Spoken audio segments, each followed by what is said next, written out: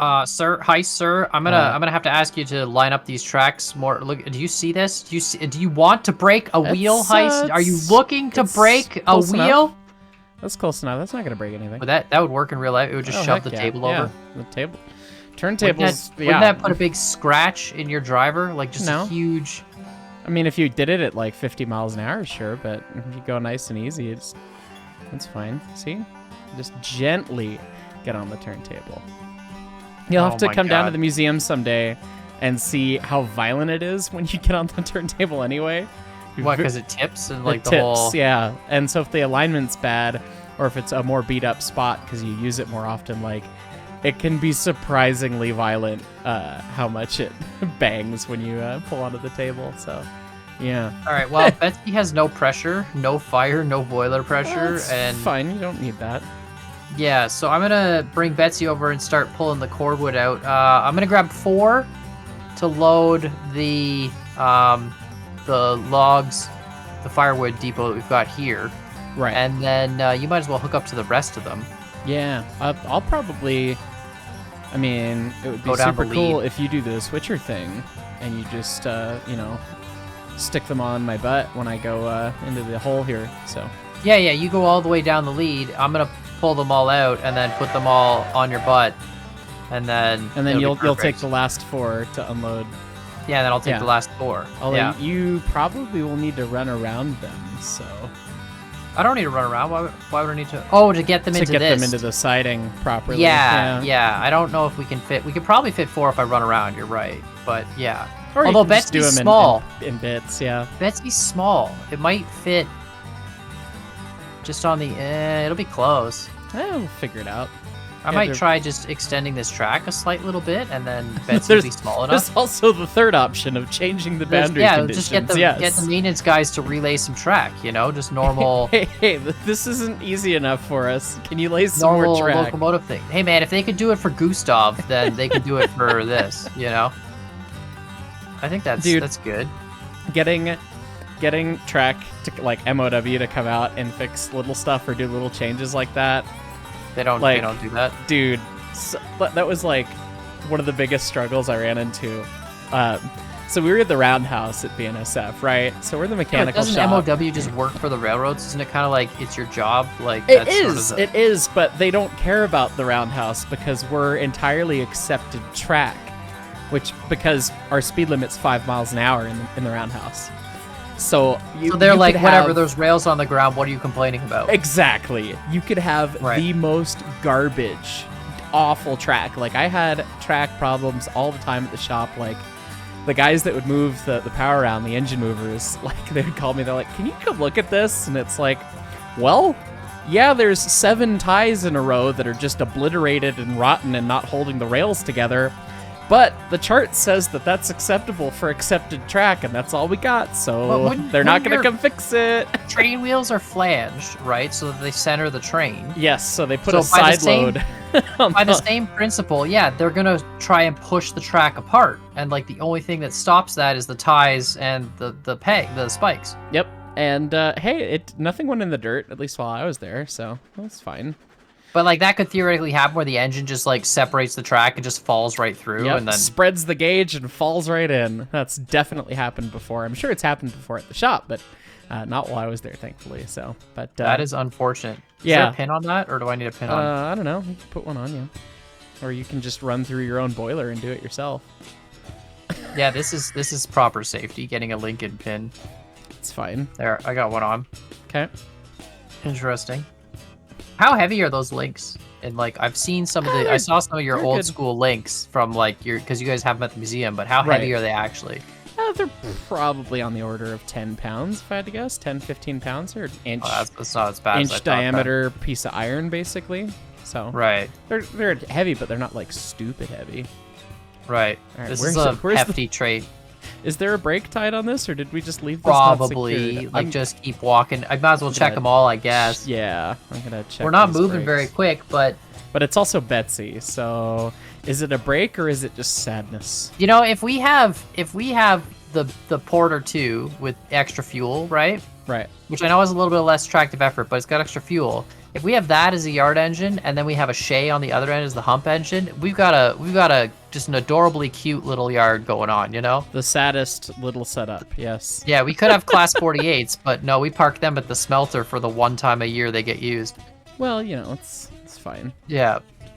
Railroad things. Just railroad things.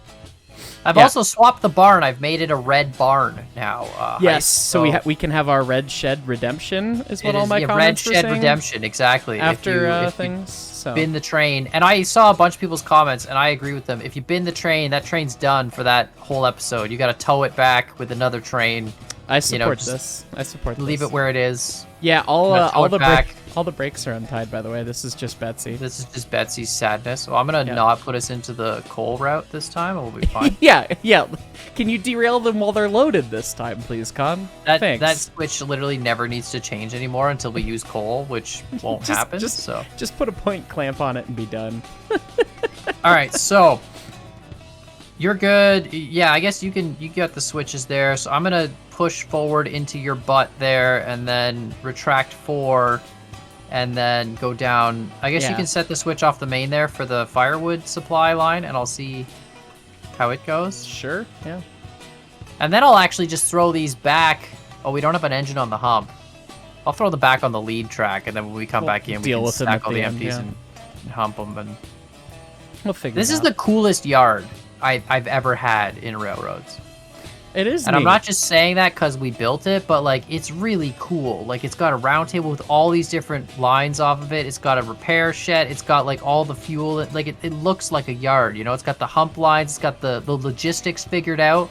It has real facilities that really have functions and do things. Yeah, and you know, it's a little overkill for Railroads Online, but I mean, it's cool in it, and it tells the story of what it is. So I really like it. Yeah, I just really like the fact that we actually have a usable yard. Most of the time when I played this game, it was like, all right, here's 10 lanes next to each other. You know, and that was my yard, which is here's these 10 lanes where I'll store stuff, and that was it. Right. Oh, I did not think this one through. Yeah, Oh, we're gonna dunk. I am running out of track. Oh, God. I'm on full reg. Full reverser. We still haven't recovered from the last one. I think we're good. It was a soft dunk. Okay. It's just a dunk. I need to extend this lead track out further. There's no reason this needs to be as short as it is. Yeah, that's the primary drill track, so that's got to be nice and long. Yeah, it should be huge. Also, they fixed the 100% brake thing. I saw that in the patch notes. They fixed that. Yeah, if I put 100% brake, my brake applies and my wheels still spin. That's nice. That brings joy to my heart. Yeah. One level of cursed thing has been removed. Cheers to you. All right, I'm gonna cut 4 cars now. Yeah, you can just kick them. Yeah. Yeah, that's what I'm just gonna cut 4 because I'm gonna take 4 here. I'm gonna cut. Right, excuse me. Can I just thank you? Let's cut that. Perfect. So let me know when. Well, I guess I have to go all the way clear the switch anyway because I have to back out onto the main. So. Exactly. Yeah, it's kind of a silly way to fuel up the firewood depot. I feel like if this was a real life thing, we would just load it from the same side. But like now we have to back into the main for a second and foul the main just to. Right. Which kind of silly, but you know we don't really have room where it is to. Yeah. Honestly, we're filling up all these for the sake of realism, but we've never really had to use them. So yeah, we've put wood in the Porter, I think, and maybe the Montezuma. I can't remember, but yeah. Either way, not a huge deal for gameplay. But I mean, at the same time, money? like, huh? What's your money at? Sorry to interrupt, but I have $189. I have 203. Ooh, dead heat here for last place. Yeah, well, you can be the money man. I'll join your company. That's boy, look at me! I get to hold the wallet. Yeah, you get money from this story. Anyway, back to your So like, in this era, like, and with the craft railroad that we are, there wasn't really that much traffic on the main, so fouling the main's not a big deal. It's not like the modern railroad where it's like, okay, we have 30 minutes between trains. What are you doing anything blocking the main? When you have double track, like double mains, right? Mm-hmm. Is it always like one inbound, one outbound track? Is that no. It used to be, they really tried to, in the early days of things, have the right-hand main be the I'm going forwards main. So you'd run, if you're going westbound, you'd be on the right main. If you're on the going eastbound, you'd be on the left one. But from your perspective, it's still the right one, right? So, these days, in most like city locations and places where there's a lot more track and a lot more things going on, everything is signaled for dual operation, and you have trains on the wrong quote-unquote main all of the time. Like, so you just could run into a situation where a faster train is passing a slower train, yes, both going in the same direction. Yes. Yeah. That seems very scary. That's fine. That seems scarier than two trains coming the opposite direction, because like I know when I'm on a passenger train in Canada, I don't know how it is in the States, but I always remember when you're on a passenger train in Canada, you'd come across trains, and I guess for safety, they wouldn't have both trains like passing each other at speed, you know, like one would be stopped or slowed down, you know, and then they would go past each other. That's what happens when you're in like a passing track situation, when one train is in the hole for the other train, because it literally can't keep going. But they definitely pass trains on the main at speed all the time. Like that is just day to day. That's Tuesday. Has anybody done the aerodynamic analysis of like how much wind are you know, pressurizing in between the two? Well, it's not caused a problem before, so I imagine someone did some of the math. Did you kick these? Or are these just rolling? Oh yeah, they're just free rolling. Okay, because they're rolling really slow, and I was like, what is yeah, I didn't want to cause a problem. I see. Well, you can still slam the brake, and it'll still flat spot your tires. You just can't slam the brake with your reg on. you no longer lock the wheels up and continue to apply tractive but effort. so as soon as I turn my reg on, the wheels spin, but if I just have brake, no reg, then it flat spots the tires. Well, that's a nice little change. I like that. Join Heiss's company. Perfect. I'm in your company now. All right, we are unloading some wood. I'm getting pinned in over here. There we go. All right, I'm going to start highballing to the smelter here. Yeah, I'll teleport and catch up to you at some point. Alrighty. Big choo-choo. Big Chungus is pulling away with this thing. Definitely feels the weight, though. All right, just going to unload. I think I'll fit all four. This is actually might be the perfect size of track for this with Betsy, which would be cool. Oh, that would actually be quite nice. Because backing out, not having to flip around is very convenient. Yes, it is. Saves a lot of moves. Now I can just shove them back into the... So it'll be close, but I think it'll still be within the hitbox. Who's this choo-choo at the hump? Is that the Mosca? We have a hump choo-choo? We do.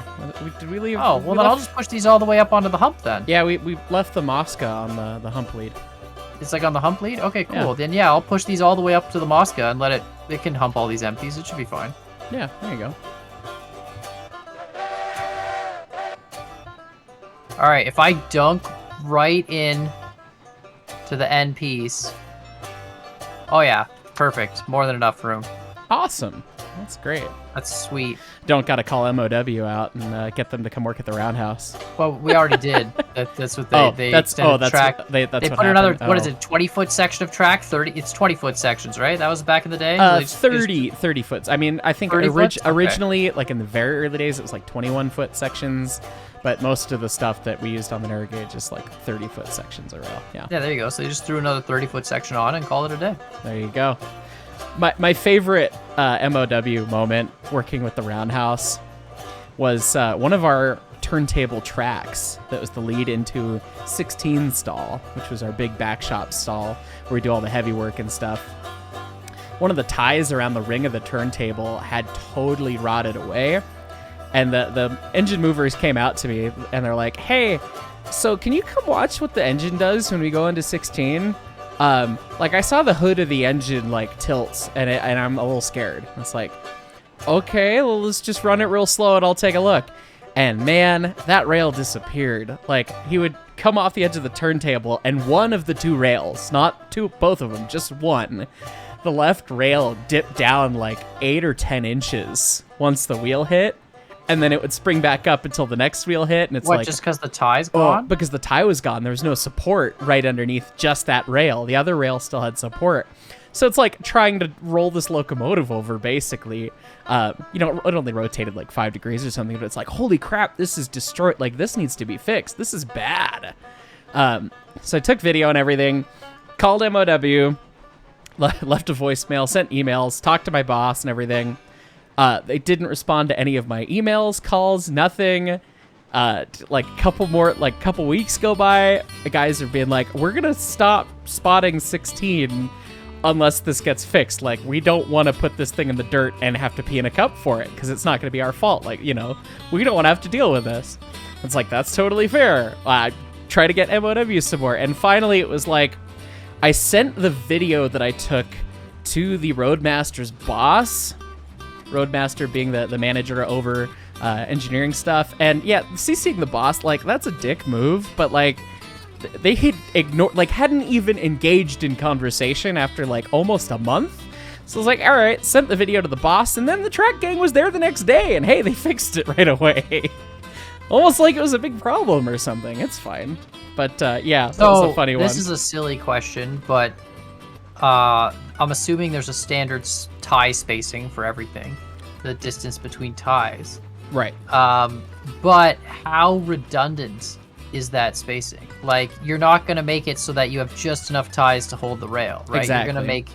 So, like, how many could I remove between ties and still hold the rail without problem? So, this is an interesting question, and it gets into pretty interesting math. On tangent, straight track, you really don't need, like, hardly any ties. Even with the weight of the locomotive trying to spread the track even apart? with the weight, if assuming the rail's supported by ballast too, but if you're talking about the crush load, the weight load, okay, yeah, you need a fair amount of ties in that case. But for the side loads and actually holding shape, you really don't need much, which is kind of the crazy thing. And oh my goodness, come on, let me jump ahead of this thing. All right, it worked. Yeah, like the ties, I want to say on the narrow gauge, our standard is 2 foot spacing between ties. 2 feet between ties. Yeah. But they're like railroads is like every 3 inches. That's on center, and then they're 8-inch wide ties. So the spacing between ties ends up being pretty small. That's so center it's 2 to center. Center to right. center. And then you're taking 8-inch up wide ties. So doing some math, it's 16 inches between ties. Well, so between edges, it should be what, 8 inches, right? Math. You said 20. You said 8-inch wide ties. Right. Right. Oh, so I guess you have 4 and 4, cut and then 8 so inches 16. off 24. Yeah, okay. You'd have 16. 16. I can do math. I promise. Foot and a bit. Yeah, man, foot, Heist, foot that math. That math is just really. Hey, man, I got an engineering degree so that I could have Excel do all my math, not me. Because, yeah, well, that's how that works. Yeah, but I want to say that's what it is off the top of my head. Obviously, I'm not an MOW. Like track is not my department. I've helped out and filled out with track a little bit, and learned a little bit from the folks who do it. But that's not my expertise. But on the railroad, I mean, for the class of tracks that they run, I mean that sounds about right as well, kind of in there. But I mean, you could probably take out 2 out of every 3 ties, and it would still support the weight on straight track. And then, like, on straight track, if you weren't worried about weight, you had ballast supporting it, you could probably take out, like, 6 out of every 7, and it would hold it. There is a great video out there I've talked about on the channel once or twice before. The U.S. Army did tests during World War II to see what it takes to derail a train, for finding a standard procedure for when they were overseas. Like, okay, we need to sabotage this railroad. What do we need to do? And on straight track, blow up the track. Like, on straight track, the amount of rail that they had to remove to make sure the train would derail was insane. Like, but hold on a minute. Like, can't you just take, like, you have 30-foot sections of track, right? You just remove one 30-foot section. There's no way they did that. The train made it across a 30-foot section? It bounced across the ties, hit the rails on the other side, hopped back on, and kept going. Really? Yep, momentum is I would insane. have expected that would have binned it for sure. It is a great thing. I'll try and find a link and put it in the video as well. Okay, hear me out. Why don't you take a tank, right, and just put a tank where the rail used to be, right? Like just a that would help. That would help. Couldn't they take a 30-foot section of rail and just make it into a jump, like aim it up, you know? So I mean, that's a lot of work. The real answer is disalign it or take out a chunk of rail on a curve. But on straight track, it was like, yeah, if you do nothing and you just try to remove track, which is the easiest thing, it is surprising what the choo-choo will take before it actually has any sort of issue. Just turn it instead, and then have the choo-choo go from a straight track to a curve, and then it's in the dirt. Yep. So a little bit higher effort, but it's like this great study, and they like derailed this train over and over and like tried to do stuff, and it's an awesome video.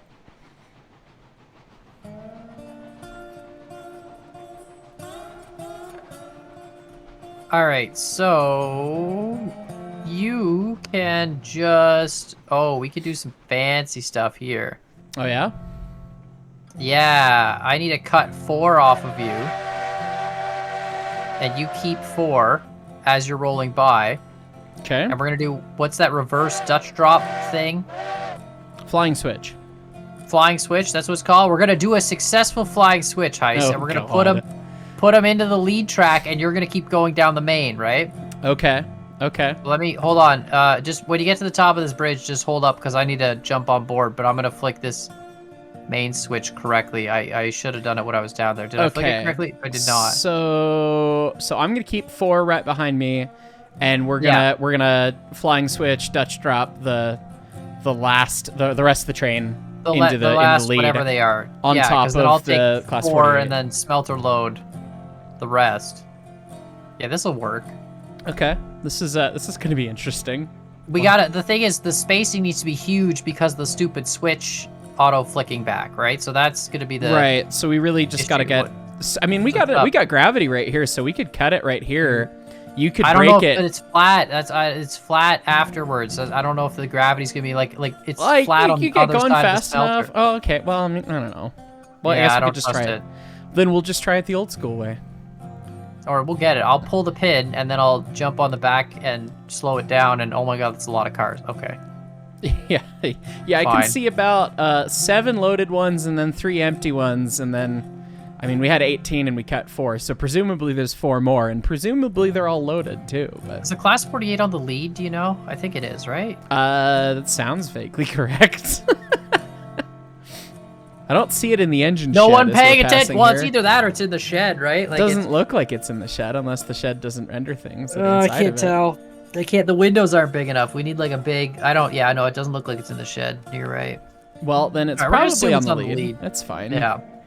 You're a lot better equipped at finding locomotives than I am, so. Yeah, I know. It's this. Got LASIK. You got surgery. You got LASIKs, and yeah, I just didn't. You've got like 7th stage cataracts. I don't know what they're. It's fine. It basically, yeah. I drive by sonar. Okay. Yeah. It's like asking somebody in real life, what's real life render distance? Right. How far can you see? Yes. What can you read? Tell me what your elf eyes can see. Oh, this is wonderful. I love the smelter industry. It's kind of a very long loop to get around here, but it is very clean looking industry. All right, so I'm gonna slow down. No, you're fine. Don't slow down yet. I cut, so now you go. Oh, you already cut off. Okay, well, I'm gonna just highball then. Yeah, you get past the switch, and I should be okay here without brakes. Make sure you don't derail, though, between here and... Yeah, I was just realizing that I could go really fast. I think you can go faster than the car speed. Definitely can. And we definitely did for a little bit. We rolled the dice, but it seems to have profited this time, so... I think you're far enough away here. I'm slowing down quite a lot. I'm in the clear now, so you should be able to just get the switch and you'll be fine. All right, well, park on the main. You might as well park on the main, right? Or are you gonna keep driving all the way to the coal mine? I mean, I could do that, or we could. Yeah, you can keep driving. I can manage this myself and unload it. We'll see where I end up. Did you do the tonnage math on that? Are you gonna make it up 10%? Do you know? That's 4 cars. We'll put it in notch 8. It'll be fine. Okay. Okay. I mean, I know you'll make it up 6.5. I don't know about 10. The class 48's here. You know what? I'll give you an olive branch here. I'm gonna flat spot the wheels. I'm gonna put some wood in the class 48's Oh yeah, thank you, sir. That would be great because it's gonna be dead. It's gonna take a minute for it to warm up. Yeah. If the fire will go in the fire. Okay, there we go. Sorry, I was clicking on the back side of the wood, and apparently that doesn't work. So anyway. All right, perfect. How many cars do I have? 1, 2, 3, 4, 5, 6, 7, 8, 9, 10. 10. 10. So 6 can go to load the smelter. which is good. 2 groups of 3. And then 4 will go to the firewood load. Wonderful. Wonderful. We're managing our load effectively for once. Yep. This is, I think, the first time we've had one train go to multiple destinations. I think you're right, because we've really been just doing unit trains. So we're getting to experience a little bit of a road switcher kind of setup, which is kind of cool. Yeah, like most of the time we just have multiple locations feeding one. And this time we have one location feeding multiple. It's kind of interesting. That is neat. If you were breaking a train like this in real life, though, right? Like you go to, let's say you got a train of 100 cars and it has 10 different destinations. They would obviously stage the train in such a way that makes sense to unload, like to pull off the sections without having to stage the train in a way that makes sense. Hey, other railroaders railroaders watching that. Did what Khan said ever happen to you? No, that's what I thought. So basically, they'll be like, "Hey, we need to pull out car 53 of 58, and good luck." Yeah, basically, it just ends up how it ends up. Yes, when they're sorting cars at a classification yard, they'll sort them by destination so that, like, okay, the train gets from, Chicago to Seattle or whatever, and it makes sense, and the cars end up in the right spot. But then when it comes turn to, like, take a short train, a 30 or 40 car train, out and deliver it to the industries, right. Your guess is as good as anybody else's. They try to, if whoever is running the yard master's got his head on, and the crews had their head on, they might do a pretty good job of getting it well ordered. But yeah, dealer's choice, man. You're making a cut somewhere, leaving the stuff on the main, leaving the stuff in the siding, whatever, dumping the rest of it. Like, it's just one of those logistic things where it ends up where it ends up, and it's all random and it's all a pain in the butt. And they just don't care. They're like, yeah, whatever. It's someone else's problem. It's what you have to do. You get dealt the hand of cards, and you got to deal with it. You right, mark but up like as when engineer when the train is getting assembled at a yard, they should know exactly where everything's going, right? So it's like they should, Con. They really should. Oh, okay, no, it's one of those. I get it. It's one of those things that.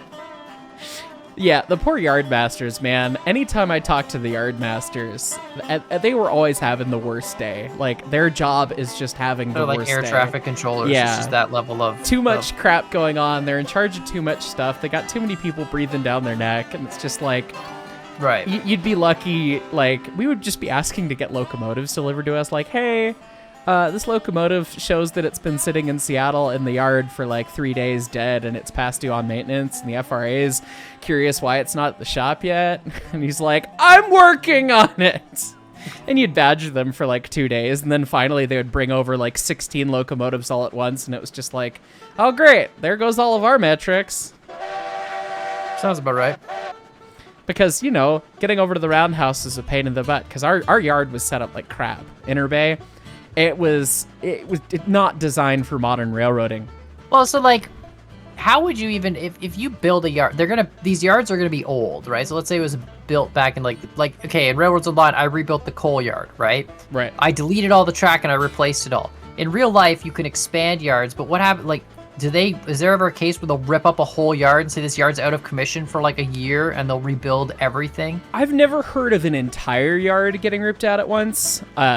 I'm sure it's happened, but a lot of times they'll rip out significant portions, pieces at a time to improve pieces of it. And redo it to all. make more flow that makes more sense. Because a lot of times it doesn't make any sense. And ours, Inner Bay didn't make a lot of sense, at least for the sake of mechanical purposes, which is kind of why the Inner Bay diesel shop faded away, was because you had the yard, which was on the north or west side of the main. I guess it would have been the west side if I'm thinking about my geometry right. And then you had the shop, which is on the east side of the main. So anything that was over at the yard where all the engines are stored and built into consists and put on trains was on the west side, and the place where we fix the engines and service the engines and everything is on the east side, which means you had to cross over both mains and foul both mains for a period of time in order to get anything to or from the Roundhouse. So what they do, move the Roundhouse? No, that's how it still is. And it's still like that. It's still like that. And it was perfect. When we were at the shop, it was like they would come get power when they needed it because they needed it for a train. Was it like fouling both mains with a 90, or was it fouling both mains like switching on to the main, going across? Switching on, switching across, switching off. And Oh, so that's you're worse. blocking That's it so much for worse. yeah, you're blocking it for a significant amount of time. Is this thing really gonna stop on the hill? Did you not make it up the hill? Which hill are you I'm on the 6.5, and it's slowing down pretty bad. It's because you're not running tenderless. It's That's 4 the issue. cars, man. Oh man, I'm gonna need a Cordwood. helper. Cordwood's heavy-ish, I think. You're probably right. Let me go look. How heavy Probably need is the helper. Cordwood? I'm probably gonna need If you're the helper. stopping on the 6.5, you're not making it up to 10. Oh god, Cordwood's 2,100 pounds. 21,000. For the load. Yeah, 21,000. Yeah, 21,000. So, oh god, that's fine. Remember when I was all like, "Hey, Heist, did you do the tonnage math?" And you were all like, Yeah, it'll be fine." Yeah, and remember that? I do remember that, and I'm almost stalling on the 6.5. I'm making it to the flat spot, but it's gonna stall. So I think I'm gonna preemptively go grab the climax. I think. Yeah, just push. Yeah. Yeah, you could do that. It'll push you over. Probably makes more sense to use the helper in that situation as a pusher anyway, because then when you get to the top of the 10, the helper can just turn around and go back. Right. I'm just gonna leave. Okay, that well, there. I actually have, if you want to go up to the top and just wait wait with your original train. I haven't fully unloaded all this yet, but I can come help you do helper stuff, and then... How does one get inside this locomotive? There we go. The ladders don't work on the climax. It's fine. I'm leaving my train unattended, just wide open on the hill, because it'll be fine. Oh, that's smart. Yeah, that's good. It'll be fine. So Definitely, I mean, if you want to come around the safe climax, railroad you practice. can. But like, yeah, I'm gonna come here, because then it'll make more sense to have you drive the other one at the same time. okay, well then there you go. Climax is all yours. And then and I can will just back up once I push you up over the 10%. I'll just leave, you know. Yeah, that'll make sense. Okay, we're lined for the 10%. Rather than we always put the helper on the front, and like I'm finally realizing that's really stupid.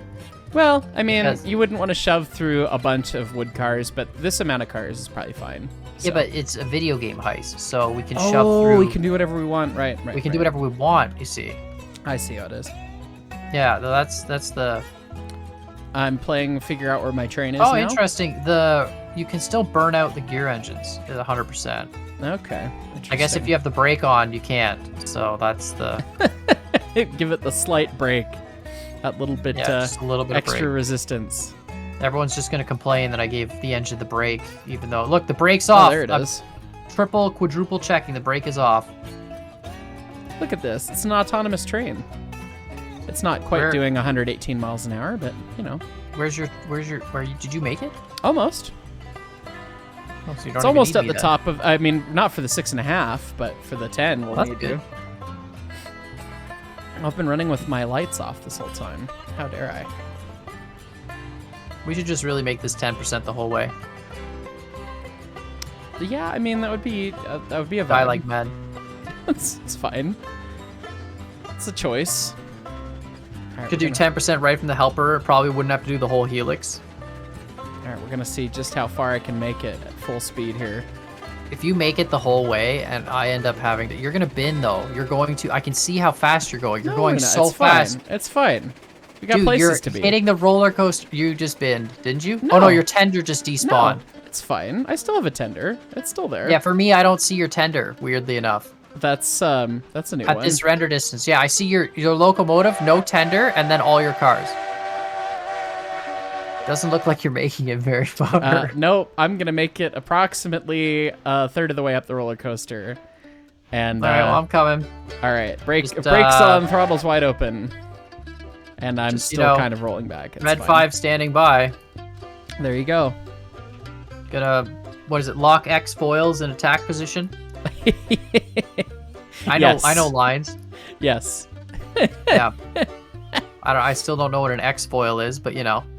Neither do the people who wrote the script, I'm sure. Well, I also love how it's like wings on a spaceship, like that matters, you know? Like right. There's a lot of spaceships in Star Wars that have wings. And there's no air in space, spoilers. Right, and yeah. like lasers apparently make sound in space, which I didn't know. Mean, yeah. A laser which is already silent makes sound in space. Yeah, I mean, it's there's a couple problems. Not everyone can be the artistry that not everyone can be the artistry that is 2001: A Space Odyssey and just playing the Blue Danube Waltz while people make no sounds in space, because that's just art. But you know, the people crave the pew pew sounds, don't you know? I always love the fact that there's all these space movies that have amazing artificial gravity. Right. The most amazing artificial gravity. I don't know how, like, I'm assuming, right? So you know an air hockey table where it's got all the little nozzles, like the little holes in the table that blow air out of it? Right. And that, like, floats the puck? I think spaceships in all these movies are the opposite. They have little holes in the floor that sucks the air down, and everyone, as a result, gets stuck to the floor no matter what you're wearing, right? That's a big vacuum motor, man. Well, you know. Either that, or everyone's wearing magnetic shoes, and the whole floor is a magnet. Hey man, I saw The Martian. They had a big spinny bit, and they had some spinny things going on. Centripetal acceleration, my good sir. That's true. That's a good point. So I can see most of you down there. I can see your cab. Do you see my your giant floor. black? I'm single-handedly contributing to global warming with this. No, I can't. I couldn't see your smoke. Now I just see a floating John Railroadson. But your tender water cistern wasn't rendered, so it was just like there was just a cab on a flat car with a boiler. Oh, perfect. That was coming up the tracks. Yeah, I am producing so much black smoke right now. This valley is like, it's gross. I don't know. I mean, I'm just seeing some crazy spaghetti train set over here, like. Dude, I'm going as fast. Like, we need to get the gear upgrade for this thing, you know? Swap the drive gear out for something with a little bit more. Clutch kick the climax. Let's do it. Yeah. Oh my god, my buddy bought a Supra. Okay.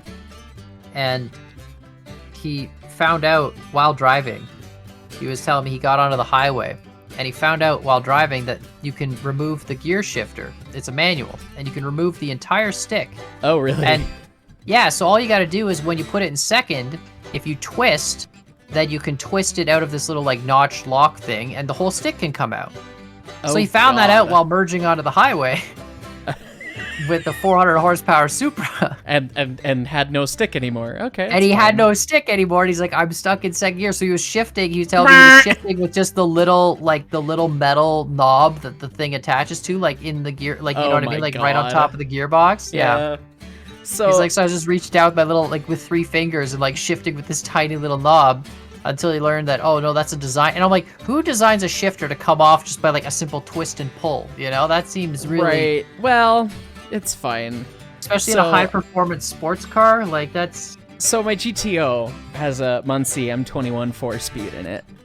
And yeah, the original transmission. And it's got a Hurst like pool cue style shifter, the white ball shifter on it.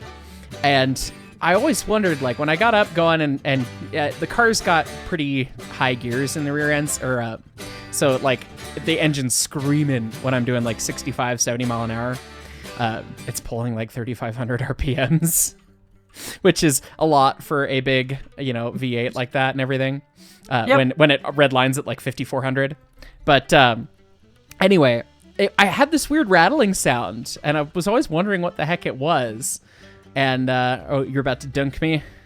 Okay, and my brake's off. Dunk. Here we go. Shove him. Con. I said shove.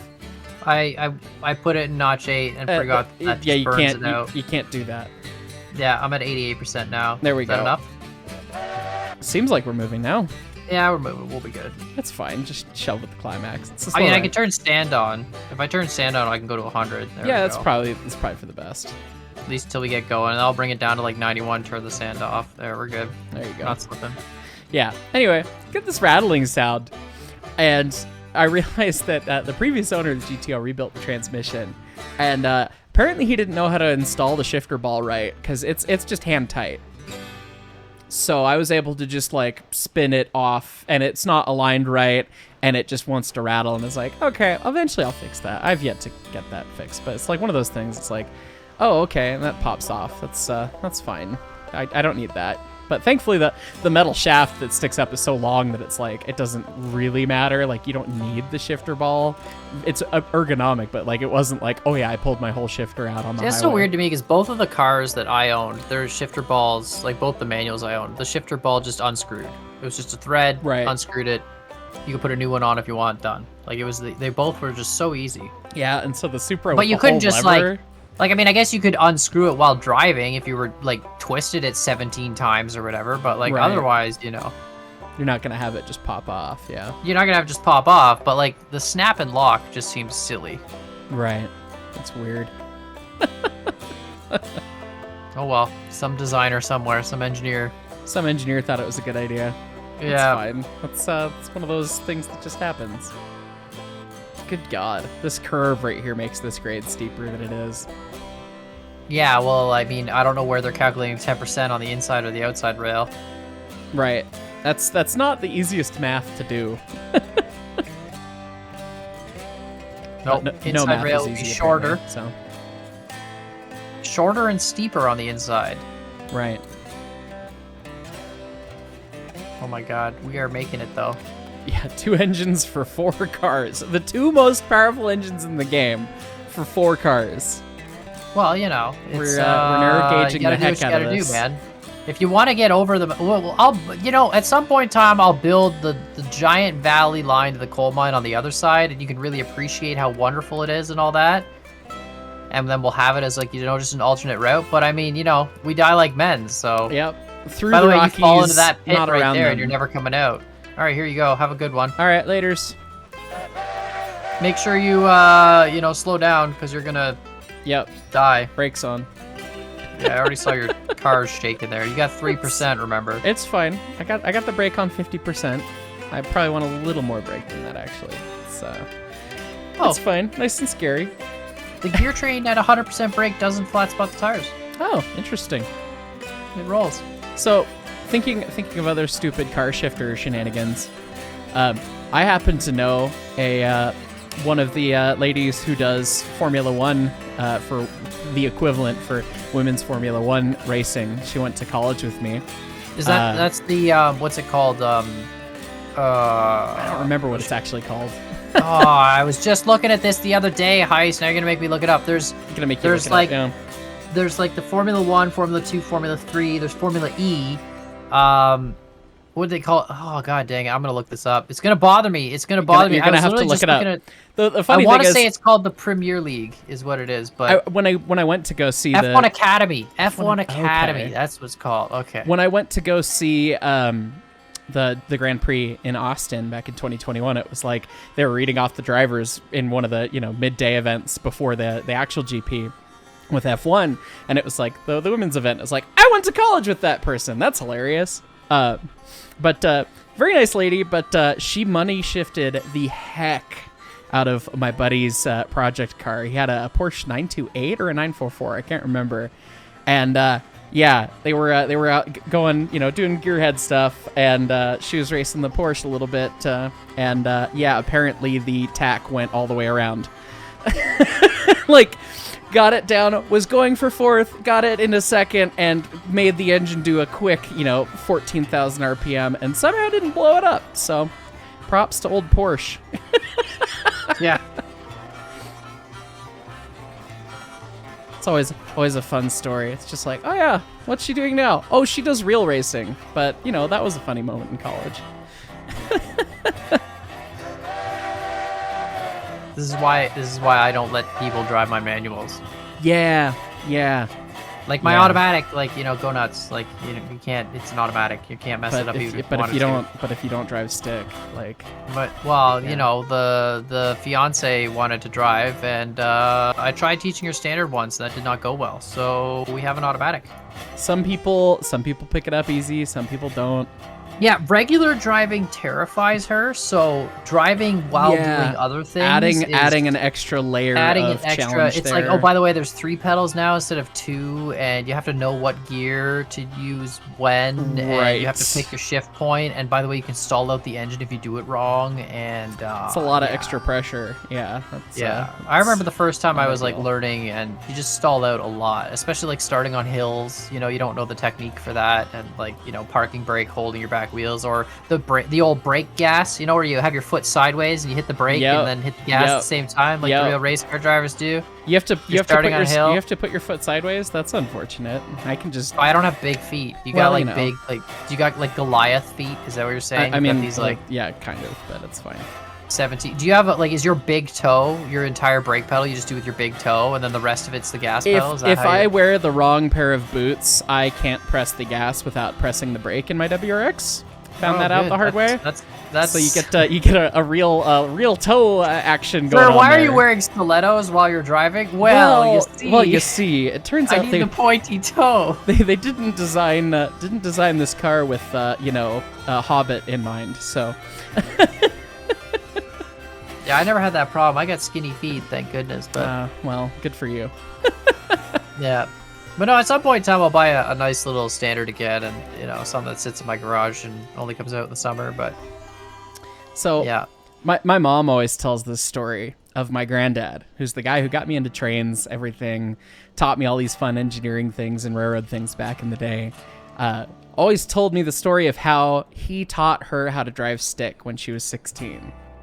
Sat down in a little Honda Civic from probably would have been the late 70s, early 80s. And his exact instruction was, the clutch disengages the engine from the transmission. There you go. Figure it out, 16-year-old girl, not mechanically inclined. The clutch disengages the engine from the transmission.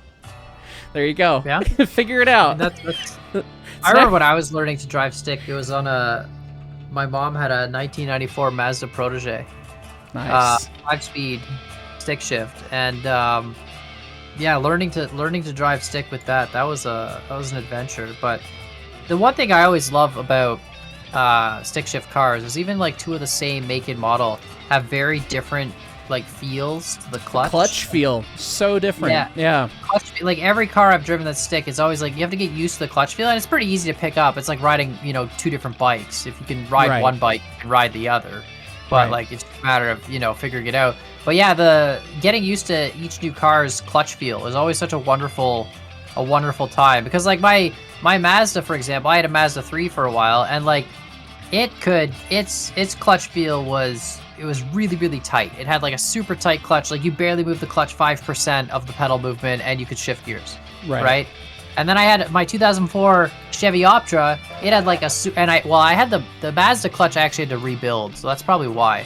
When I had like 60,000 kilometers on the car, the clutch slipped, and then they took it apart and they realized the clutch was actually like powder. It was like metal. Nice. It was powder. done. And it wasn't, so I had bought the car pre-owned from someone else, and I'm like, guys, I've been driving standard my entire life. Like my other car got up to like 200,000 kilometers without a single clutch issue. I didn't burn this clutch out. Like I guarantee you. So whoever had owned the car before me clearly was like riding not a great crazy stick driver.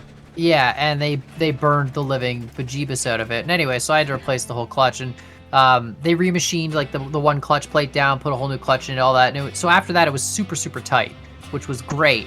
But my 2004 Optra was like a super loose clutch, like really, really loose. It was a Chevy, and it was a weird car because it was a Chevy that I got for super cheap because the guy had put a different engine block in it. Okay. It's still the same engine, but like same 4-cylinder 2-liter engine from GM. But the lady who owned it before had let the timing belt snap, and so all the valves got sucked into the block. And that's a bad day. That's what killed my first car. Right, so I got it for cheap because of that, and then he put a new block in it, and all new valves, piston heads, all that stuff. So it was like a rebuilt engine. It was weird. Like my engine didn't match the odometer, so like the engine had less kilometers on it than the the odometer showed.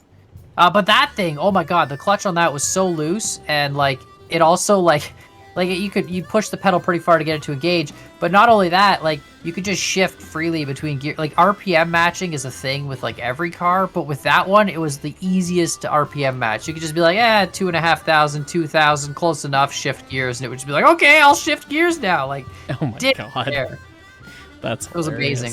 Loved it. Yeah, clutch feel. That's very much a thing. My first car was a 2004 Volkswagen Golf, base model. Slow but fun. I've loved hatchbacks ever since after having that car. But it was an awful lemon. It had a million problems. But the clutch was getting pretty tired. About 100,000 miles, so 160,000 kilometers ish. So put a new clutch in it, and I could not believe how, like, anything you do to a car, like, you get the brakes serviced, you get the engine serviced, you get a tune-up. Like, none of it feels like it does much. But a clutch change, like, that was like a brand new car. Oh, yeah. Like, it was so different. It was really neat. And every car, every single manufacturer, slightly different, slightly weird.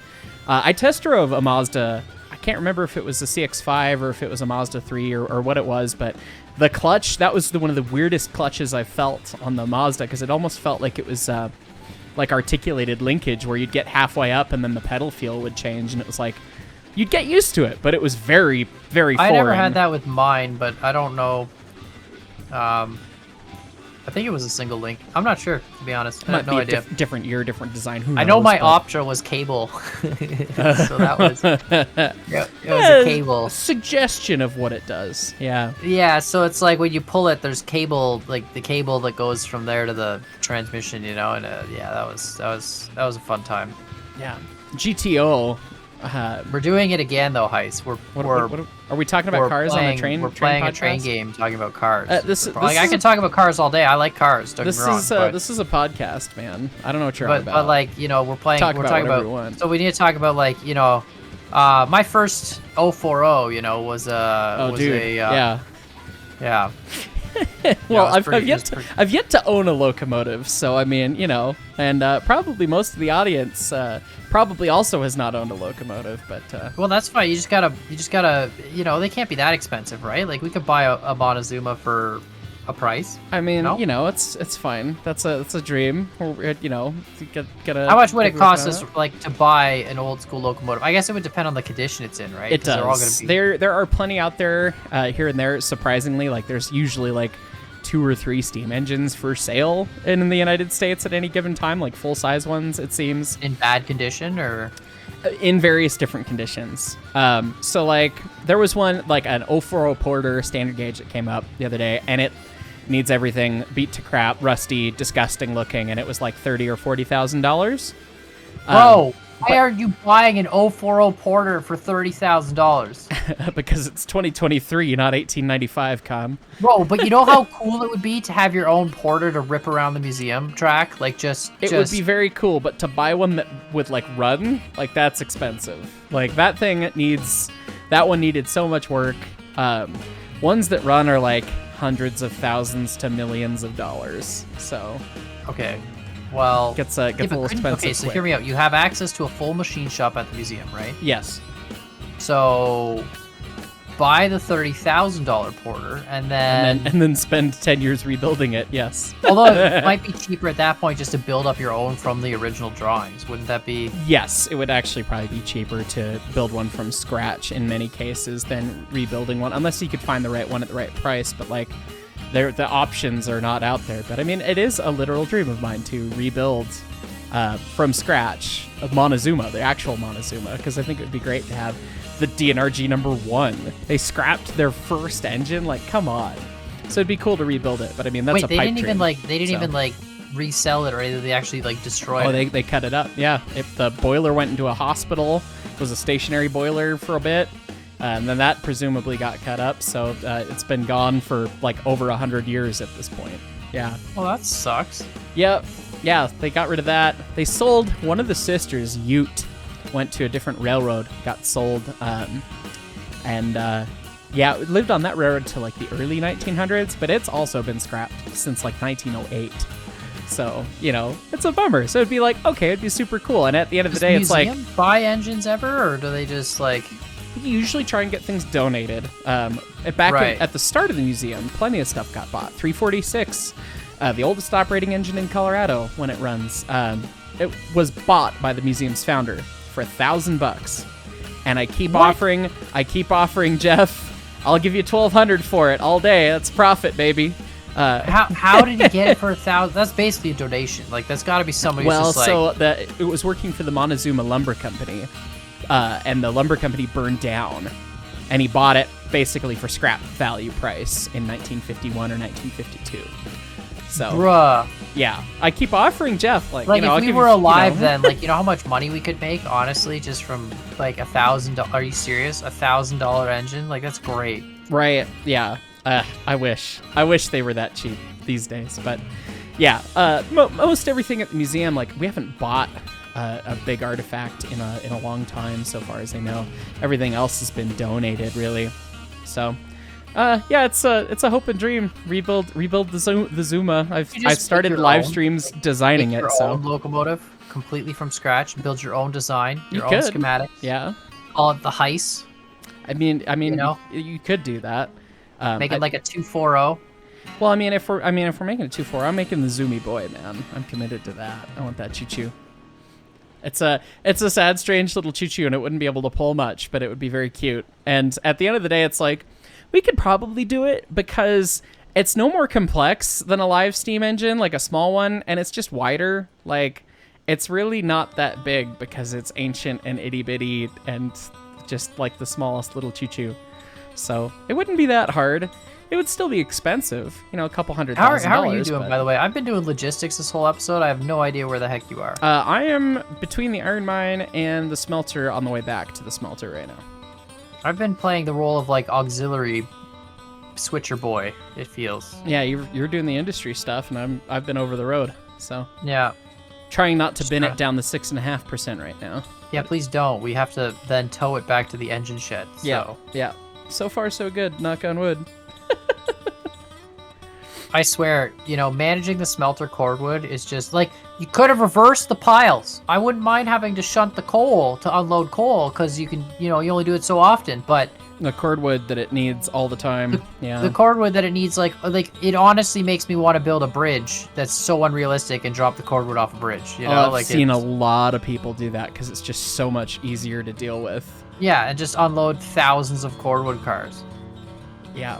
I think we have iron, though. I want to see the smelter get upgraded to use coal. Like, make it so that you use coal and you need less coal. It would provide more interconnection for the industries. It'd be realistic because who is smelting stuff using wood? Yeah, like there should be a coal pile drop off, and it's like it needs one or the other. Yeah, one or the other, and the coal like at a much better ratio. Because the cordwood, like, the amount of cordwood they use is probably accurate to smelt the amount of iron that it uses. But, like, good God, that is a lot of wood. But, I mean, if you're a railroad, right, and you're getting paid per load, maybe, cost efficiency. Maybe it makes most sense to transport all the cordwood then, I'm assuming railroads, like, who sets the price on goods? Railroads, they go like, you go, hey, I want to transport this from here to here, and they go, cool, it'll cost you $2,000, $10,000. Yeah, so couldn't they just monopolize the industry and just charge a ridiculous amount for everything? So that's why we have competition theoretically, but with railroads and how big the class ones how is are there anymore, competition? it's like someone owns a whole chunk of road. There's no one else that drives on it. Right. So there's definitely little bits of that. There's some amount of regulation that goes into those sorts of things, but ultimately it is set up by the railroad because it's all based on their cost of moving those goods. Right. So they could just rip you off left, right, and center. And the railroads, I mean, they throw their weight around like that because they just say, hi, we're the economy. How can we help you? Yeah, what else are you going to do? Like, you can't... Yeah. You can't truck it there. It'll cost you a fortune to truck it there. So the famous story that I always heard about that shows the railroad attitude towards this sort of stuff was the Denver and Rio Grande Western. When they were building the K-37s, the 491 that we have at the museum, they had a company called Stearns Rogers, which is a division of General Iron, in Englewood, Colorado, build the frames and running gears for the locomotives based on their design. So they cast all the new parts, the cylinder saddles, the frames, all that stuff, built it all brand new for the K-37s in 1928, 1930. And they go to build the Rio Grande for all the material and time and everything that went into it in 1928 and said, it's going to be this much money. It's going to be $100,000 or whatever it was. And the Rio Grande said, no, we're not paying that. It's going to be $50,000 and undercut them by 50%. And Stearns Rogers was like, dude, like it literally cost us more than that to make it. Like we can't. No, it's going to be $100,000. And the Rio Grande said, hi, we own the only railroad track that connects to your industry, and we'll just pull the switch out of service. And then you can't ship or receive any of the iron or the castings that you make that have to go by rail because it's the 1900s. so how about $50,000? And they said, okay, I guess $50,000 then, sure. So they took a loss just so that they could keep their stuff in service, because the railroad basically just strong-armed them, just like, nope, we're gonna do this. And that's kind of the railroad attitude, and it's been that way for a long time. Just, and then they bought Park Place and Boardwalk Avenue and built up hotels on them. Yes, then they did, yeah. And then the rent was ridiculous. And then they charged everyone who rolled a 6 as they came by, and that's how Monopoly was formed. That's life right there. Yeah. Yeah, pretty much. So it's actually a big reason why a lot of small shippers don't move anything by rail anymore, is the cost is significant. And the railroads, I mean, the precision scheduled railroading and everything, we haven't really gotten into modern day railroad politics too hard on the show, but like that's where a lot of that comes from, is that it's a lot easier and cheaper for the railroad to run big unit trains and stuff. And it's a huge logistical pain in the butt for the railroad to move one car to Randy's metal shop that needs one car worth of whatever. Randy needs his metal. Right? Like, that is a huge pain in the butt. The railroad hates to do it. And so they've been trying to prioritize all these big, unit train shipments so that, okay, it's making them more profit per train versus having to deal with all this logistics of these manifest trains and small shippers and stuff, where it's like they're pricing them out and making them use trucks, really, which is not efficient or great. But I mean, it's kind of the way that it worked out. Can't believe you do Randy like that, man. Hey, man, we gotta make our money here. Gotta keep those shareholders happy. Can't believe it, man. You're hurting Randy's business, dude. Like, dude, Randy's metal shop, man. Family, and you're just destroying his dreams. Well, maybe he should order more cars. Maybe he should order a trainload of metal instead of just one car. Are you passing? Oh, you're not even at the smelter yet. I might be just in time, because you got to pick up the rest of these empties. Right. Well, if you get... I'm literally just reassembling the empties now. All of that this long? Oh my god. Yeah, man. I'm just putting all the empties back now into one big train. I got to run around them and then reconnect them. But yeah, getting close. All right. Well, I'll pull. And then I'll how pull do we do this? You have to pull. No, I have to. I can't. I don't have a big enough drill track. Can you? I mean, I can run past you on the main, and then you can just stab him on my butt. Back into the lead. That's how you do it. Yeah. Yeah. Because I'll be on the drill track with the Class 48. All right. Well, I'm getting close. I can't believe how long it takes to do switching around this industry. It's crazy. Dude, switching the thing that they say on the real railroad is like every move takes 15 minutes minimum. Yeah. No, I get that, but like it's still, it takes me a long time just to do all the. And this is, I feel like, other than flat out putting a bridge over the cordwood, this is probably the most efficient way to do this. I mean, I pull the full cars 3 at a time off the one, and then I push them into the unload, and then I could probably do them 4 at a time, but either way, it doesn't really matter. I gotta run around them here, reassemble the whole thing. My goodness, what an industry.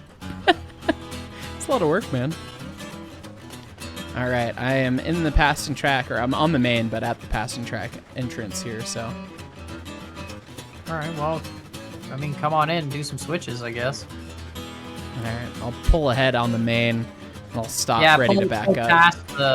Past the whole lead track area, because you can just back in and get them right there. Right. I'm almost done. Like, it's getting there. It's just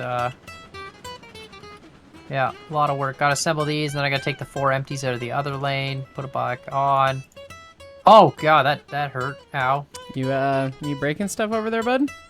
I got squished between the Class 48 and the empty cars. That's fine. You coupled yourself up. Yeah, I'm flat out. I'm dead. you were now dead. Flat Stanley. it actually was hard enough to push me, like, aggressively. I would be very dead. Yep. Yeah. That's don't do that. That's how you get squished. We don't like squish con. We like regular. All right, con. so you just gotta I gotta pick up those other 4 empties there. You see that on the other side? Okay. I don't see that because I'm dealing with my own links and pins and things. Okay. Look, there's cars. Yeah, so I gotta go over past this switch and then back up and grab those other 4 empties. Oh, I see them. Yeah, they're on the wood unload side of things. Okay. It's a pretty busy day Lined just in. to. You're good, right? I'm Yeah, clear? you're lined up. Bring him back. It's a pretty busy day to get all this cordwood delivered, all the fuel things, but we only have to do it like probably once ever. Yeah, this is the one time. So savor Yeah. it now, viewers. Never shall we deliver cordwood * to firewood depots ever again. I mean, potentially, maybe if we finally consume one of them, but you know. Perhaps. Yeah, I kind of doubt it. Because the firewood depot holds like 400 firewood. It's an absurd amount. Yeah. Right, you're pinned in. Take them back to the lead It holds bin. 400, and then on top of that, the 32 cordwood we delivered will make a bunch more. So Right. it will be a while before we have to restock. For sure. Yeah, that's All right, a fun industry. I love the way our industries are set up in this playthrough. Like, a lot of fun switching opportunities. Definitely, like, it takes more time, but it's more realistic and it's cool. Gives Yeah, it different less flavor. nonsense loops. The only place we have loops is I mean the Ironworks has a loop, but it's not really a nonsense loop. It's All a right. big wide loop. Clear of the switch, so whenever you want to stop, I'll back up on top of you. Oh, I'm just flat spotting apparently, so don't worry about it. It's fine. It's fine. We don't right. need to worry about driver tires. Don't There we worry go, about it. unpinned. It's all yours. I'm going on to the lead track to park. Okay, I'm backing on top. Just, you know, running through my own brake to park here. No big deal. That's fine. Driver tire Alright. heat doesn't matter. The goat's on the lead. I'll flick the lead switch so nobody accidentally drives into the lead at full speed. That seems smart. We should probably put that in Yep. the rule book for the railroad. Reline the switch for. All right, I'm That coming work? back up to the front. We gotta go back to the hump. All right, and dunk. If you want to get my pin because you're coming up here. I don't know which is this one. It's 4 back from me. It's the one that doesn't have a pin in it. Yeah, I know, but some of them are stretched apart, so like I can't tell. It's 4 cars back. It should be right there. Ah, okay, go.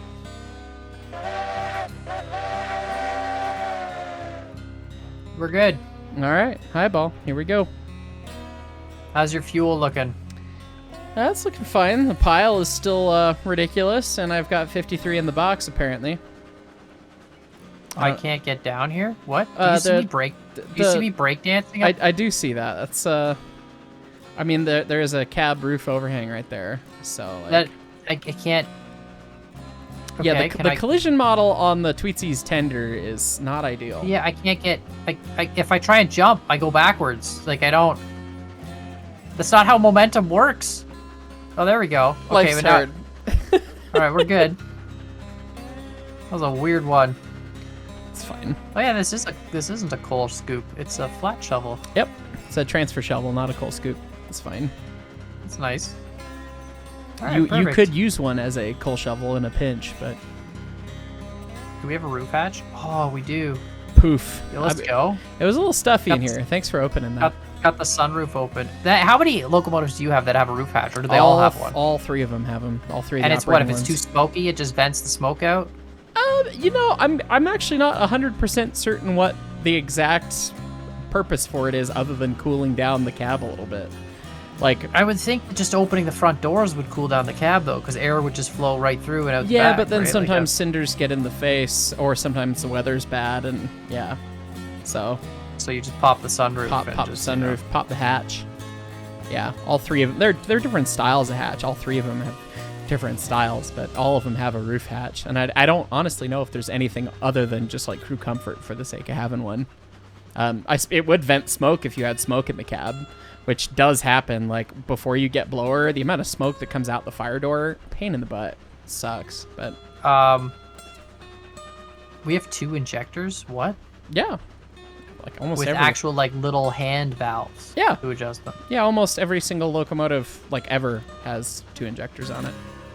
Because that whole you run out of water, the locomotive explodes thing, like Right. you want to make sure you can put water in. That's what is this valve block here? That's the turret. That's where Oh, that's where all the water flows in. that's so out where of you're the injector- getting all of your steam for your accessories comes off the turret here. And So it they have actually valves to close it on the input as well. And, Yep, and then this these- copper line goes to the compressor. Yep. These are all your starting valves for everything. Wait, what? That doesn't make sense. How is it the copper line's getting steam from the turret? Yep. So the turret gets steam from a pipe that from a pipe that runs to the top of the steam dome, so that it's getting the cleanest steam. Yeah. And that pipe's internal. Yes, correct. It's inside the boiler. I have a video where I talk about what's inside the steam dome, and I show the throttle off. And there's a second little pipe, and that is the pipe for the turret. So, it's a neat little thing. This valve assembly here then would be hot. Oh god, yeah. Spoilers, it would Con. burn your hand. If Everything in the cab is hot, Con. Spoilers. That's how this works. That would suck. That would be very hot and like. Yeah, and these deckless engines. Oh, it's a nightmare. And if one of these like summer, steels broke, you would just get hot steam in the face. Oh yeah, that's why there's a big shutoff, and most of them on the top, the big valve on top, actually has a rod that runs through the cab ceiling, so that if that happens, you can shut it off from outside. Yeah. And later engines had them, I don't know, not in your face, but yeah. Okay, so that one runs the dyno. That's the dyno line. That's the brake compressor line. That is for, what is this thing? That is an attempt at a hydrostatic lubricator model, which is for the air compressor and for probably the cylinder feeds on this. But it has no hoses running out of it to anything. Yeah, and that's why I said it's an attempt. So it should have hoses going to stuff. It should have hard lines. And it uses steam to push lube places. Yeah, so the steam goes into the big ball thing on top, and that's a condenser, and it condenses to water, and then it floats oil on top of the water, and then sends jets of oil that float through across these steam jets, and it runs to the air compressor, and then things like the cylinders. You can actually see the lube lines running to the cylinders at the top of the steam chest that go underneath the jacket. That's where the lubrication comes in. Those little copper lines are. Yep, exactly. But yeah, those should be running back here to the lubricator, and they don't. But that's okay. So in that copper line would be a combination of steam and oil. Yes. Interesting. Yep, and then there's... Man, these engines, they must just put oil everywhere along the track. Well, I mean, not everywhere. Less than you'd think, but I mean, yes. Because they have a seal, but like the seal's not going to be perfect, and it's just going to be leaking oil and steam out of every cylinder on every chuff. Well, I mean, yes and no. I mean, you really try to keep the cylinders sealed up the best you can. And sometimes it's a case of they leak a little bit when they're cold, but as soon as you get a couple chuffs underneath you, they heat up and seal up. But really, you don't tend to blow too much oil out, because if you do have a leak, you are basically throwing all your oil out that leak. Like, where's the oil going to go? Path of least resistance. Path of least resistance is going out the hole rather than, pushing the cylinder. Theoretically, if you had perfect seals, the oil lubricating line thing would push a bunch of oil and steam down the line, but then the line would get backed up and it would stop pushing oil and steam.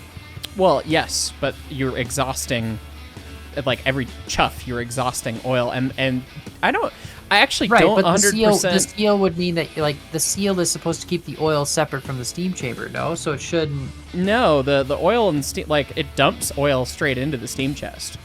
Like, it goes into the steam chest. Yeah, it is just dumping the oil onto the valve. It's not like a car where it's outside the piston gasket. It's inside the burning point. Oh yeah, because we're an external combustion engine. We don't have to worry about that. The oil is just sent in and moved around by the valve and then moved around by the piston. Right. Whereas on a car, it's on the outside of the gasket. That's why I was kind of like... Right, this just gets yeeted into the bore, and that's that. Right, okay. So yeah, it will get exhausted. Because that was my thought, is if like it's on the outside of the gasket, then technically if you had perfect seals, it would just fill up that, like the outside of each, you know what I mean? And get compressed and stuff, and then it wouldn't really, like, it would eventually... You'd fill it with a cavity with like oil and steam that wouldn't want to compress. So I see what you're saying. Yeah, but we have power strokes on both sides, so you get the oil on both sides, and ultimately, I mean, at the end of the day, and the power strokes, it's not it yeets out. Yeah, you're sending some of it out the stack. Really, is the answer. Right. So yeah. Yeah, no, that makes sense. That's why I was confused, because I was like, but no, that makes sense. It's not like a car, man. Yeah, no, there's no burning involved. Well, there is, but it's in a box at the back. The burning just create heat. Yeah, you could do it with, you know. Whatever, yeah. All right, hear me out. So, back on Chew Fast, Chew Furious. Uh-oh, here we go. Right? Rocket fuel powered steam engine, okay? So we put a rocket fuel thing, you know, into the fire. So, like, when the guy's about to lose, like, the final race, and he's like, oh, man, it's coming down to the line, and, you know, put it in notch 8. I'm giving it all of notch 8. I know it's not enough, you know? And then he's just like, all right, so he takes, like, a bunch of fireworks out of his bag, you know, and, like, lights them all and, like, points the flames into the firebox, and then, like, the meters just go surging through the roof, breaks gauges, you know, and boom, he gets this super hot blast of steam that, you know, just wins him the race, right? So I mean, you'd have to disable the safety valves in the boiler to actually like, do anything with yeah. that. Plugs the safety valve, yanks the safety valve right off, just rips it off, and it plugs up somehow from doing that, you know? Gag the safety valve, and then well, these guys are like street tuned locomotives. They're not gonna have safety valves. They're gonna take them like we die like men. Yes. Okay. Yeah, they have manual safety valves. You know, it's only a manual pressure release, right? Okay. And then another guy, right, takes the line that goes to the piston itself, the main steam line, right? And he just pulls that line out and then hooks it up to like an extra blowtorch, you know, and it just superheats the steam right before it goes in. You know what I mean? Like, well, I mean, like later locomotives actually did that. Yeah, I know, had superheaters. Yeah. But like he superheats it on top of the superheating. We got you know? extra superheat, which doesn't do anything. Turbo heats yeah, we could have turbo heaters and superheaters rather than turbo heaters. Oh my god, that doesn't do anything for the pressure of the steam, which is where you get your work from. It does everything for the expansion of the steam. Heist. I'm sorry. I'm bringing science into Chew Fast, Chew Furious again. You're thinking too hard about this. That's One right. guy's just like, we need to lose all the weight possible. Rips the bell off, throws it on the ground, you know, cuts the stack down to nothing. It's like straight piped right out. You got a straight pipe that opens the smoke box door, and there's just flames Over shooting out the front of the locomotive. Yeah. That's just how that works, right? That's fine. No, that'll be the scene where his locomotive is like derails, but in reverse, and then he pulls the smoke box door open, and that generates him more thrust going backwards right. because now everything is going out the front, right? Yeah, you're just not thinking about it hard enough. That's clearly a problem. Yep, definitely, 1000%. Yeah. Dude, this would be a great movie. You know, if we had a Hollywood-style budget and we made this movie, people would come watch it. People would watch Chew Fast, Chew Furious. Yeah, 100%. Yeah, 1,000 million%. And then there's the one guy who comes in and is like, when the one character in the first movie, someone's got to die, right? Right. And because that's just the nature of first movies. So someone dies, and then the one character comes in and goes, "He was part of my railroad family." The family. Yes. Yeah. Mm-hmm. Yeah, right. Yeah. Perfect. Someone said, so Chew Fast, Chew Furious is like the second film. In the comments, someone's like, that's a good second film name. But like for the first film, it's got to be The Fast and the Ferris. Like Ferris. Like iron. Like spell like iron? Yeah. Yep, I'm good with that. Are we clear yet back there? Yeah, sorry, I was coming up to, hey, I realized I could tell you, yeah, pull your pin and just kick them back, because then I can get on the Moscow way at the back of the hump line. Pin _ pulled. I'm gonna go to the shop. All right, perfect. Well, you gotta back, you didn't back them up, just kick them. I kicked them backwards, yeah. Oh, you did? Did I not kick them enough? I don't know, I don't see them yet. I'm way at the end of the line. Well, I can come kick them harder. Yeah, I mean, I'll come forward, but yeah. I don't have the Mosca pinned in, so, like, I can't pull with the Mosca. Right, so you want me to kick him a little harder? Yeah, it's just shoving right now, so that's sort of the deal. Okay. I'm trying to run in first person, and it's challenging. I need to do that. I forgot. People keep bugging me to do a first person only episode where I do nothing but run in first person. So I should do that sometime. Most of the time you're driving, though, to be honest. So. Well, you can run in first person. I've been running in first person since about halfway up from the smelter, and I forget how nice it feels to stare out the cab window. Yeah, well, that's what I should do is a whole first-person running episode sometime. This thing goes scary fast in first person. Everything goes scary fast in first person, and your screen has some like screen shake going on with no camera stabilization, you know. Right. And Choo Choo feels like it's gonna go all over the ground. Where's you the might brake? need to kick those more. I don't think they're hard enough. They look like they're literally stopping on. Okay, hey, look, that worked. You have a brake on? It's fine. I'm like slowly rolling to meet them, and they're just I punted those. Is there a brake on? They're literally stuck on the switch. Do you need me to come punt them again? Ideally, yeah. Okay, that would be great. And come back. I'm coming back in the UI because I don't trust these first-person controls. I'm just slow rolling it towards them. So funny. God, this thing's a speedy boy. And it sounds like a diesel engine. But with the chuffs.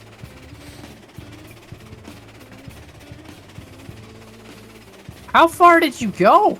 I mean, I was going to the Roundhouse. Bro, this feels like one of those days when the yard master's like, hey man, I need you to put those 12 cars onto line 36. And then the guy... Oh god, there they are! And the guy comes back and goes, well, I left him in the foul of the switch for line 36. And then, but my shift's over, so, you know, see ya. That's, nope, nothing happened. Nothing. Absolutely Did you derail? Nothing. Nope. Shh. It's fine. It looks like you derailed. No, I didn't. I don't know what you're on about. I am on the tracks right now. Dunk. Are you? Yeah. Okay, that's good. That's enough of a dunk. Oh god. Okay. I wanted to make sure they cleared the switch this time. Okay, I'm going to the Roundhouse now for realsies this time. I should have thrown that switch for you, but I'm busy going fast. What? You didn't throw... You'll throw your own switch. You got this. Oh my god. You're literally that guy who's like, bro, my shift's over, see ya, and just leaves everything exactly where it was. We are done right here, okay? I'm at least running the engine of the Roundhouse, but it's just because I can run it at 30 miles an hour through the lead, apparently. Oh my god. Alright, I'll just get the hump switch. Oh. Did you just derail? Dude, we just fixed that engine. Only the tender came off, and it only came off a little bit. That's fine. Put it in the shop. If you can't get it back on, you have to put it in the shop. Those are the rules. I don't make them. This is. I've got a shovel still. This is fine. No, can you? It's on. Does it go in the shop? No, it doesn't go in the shop. It was not a bad derailment. Okay, I feel like you're already. I mean, the viewers can vote now on their phones if they want to, but I mean, you know. Well, if the tender was it off the tracks completely, or could you? I mean, it was not off the tracks completely. The wheels weren't on the rails, but it wasn't off the tracks. Did you have to use the re-rail tool? I did have to use the re-rail tool.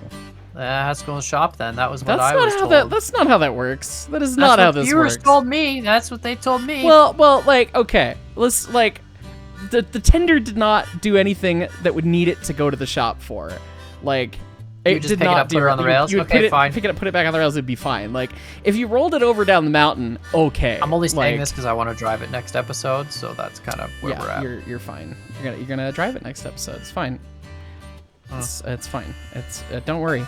Remember, guys, the RGS rolled over the 458's tender and italicized the cistern, and then proceeded to keep using it for like 2 weeks, and then they put the tender in the dirt like 3 more times because they broke the tender before it went to the shop. So, you know what I'm thinking, Heist? You know what I think? What? I think that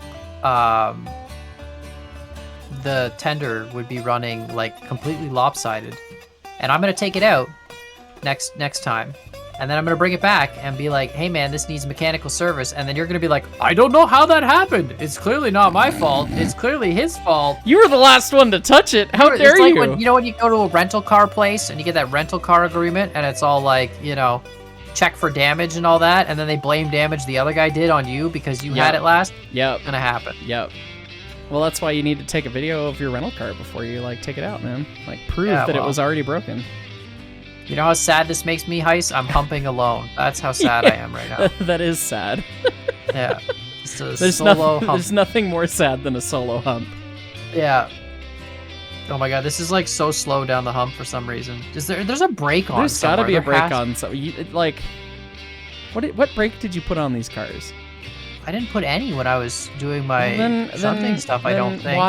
Why? Someone in the comments is gonna be like, "You left a brake on." It's gonna be. I'm checking them all right now. But yeah, this is way too slow. And your cars, it must be on your set because they didn't. I didn't put a brake on my set. No, but on the the front half that we were towing back. Oh, there's one right here. Oh well. Oh, on the fourth one, and then okay. But why was that brake? Oh, if that brake was on the whole time, then oh man. The fourth one. That would explain. Wait, were you pulling up 10% with a brake? Yeah. That makes some sense. Wow. Who's the guy now who can't turn the brakes off? Why was there a brake on? Why was there a brake on? When did we turn that brake on? Comment down below when this brake got turned on and yeah, reasons. Probably stuff. when we cut them. When you first would cut them at the smelter. Why would we did a flying switch, Con? What, you wouldn't have put a brake on during a flying switch? That's idiotic. Yeah, that's right. I would have. Yeah, I don't know why that brake's on. Was it been on the whole time we've been going? No, because you checked at the very beginning of the episode. We checked all checked of them. when Betsy was pulling them all, and there was no brake. I must have put a brake on at some point, and then not untied it. And the most likely thing. Now we've fouled the hump, guys. The whole hump. We've fouled the hump. Oh no. Oh god. Can I push it? I'm thinking that I must have tied the brake at the coal mine when I wired the engine and ran around, and then forgot to untie it. Because it would have been the car. Failed the 10% twice because brakes were tied. That's embarrassing. That would be embarrassing. It must have been afterwards. That's the only logistical time that would have made sense to have done that. All right, well, we'll have to go get Betsy and unstuck this situation, but we gotta unstick the hump. But you know, yeah, that's fine. Well, let us know what you guys think in the comments down below. How much money did you make? You made a bunch of money. $1,629. Oh boy, you know what that means? We can almost buy 2 tank cars. No, with $1,600, we could buy Oh, Shay's 2,500. Dang it! You're gonna make me buy the Shay? Oh yeah, you're buying. Wait, no, the next episode we gotta buy the Class 70 because we're all out of order. We didn't buy 21. Right, because memes. So Class 70. Yeah. So we gotta save up a lot of money. All right, I guess we need to buy like an oil tank car. We can buy one. We can buy one. If we deliver one more thing, we could buy 2 though. So. Okay, so we could do a delivery of something and then buy 2, and then we'll figure it out. It's fine. We should really do an episode where we both just take multiple trains and try and make as much money as we can in like 30 minutes, you know, and see. Con, we've been recording now for almost 90 minutes, so 30 minutes is not know. gonna be enough time. I'm thinking, like, we should try and speed run some cash, you know, like what could we even do for that? I feel like we could deliver coal to the ironworks down the switchback. That would be fast-ish.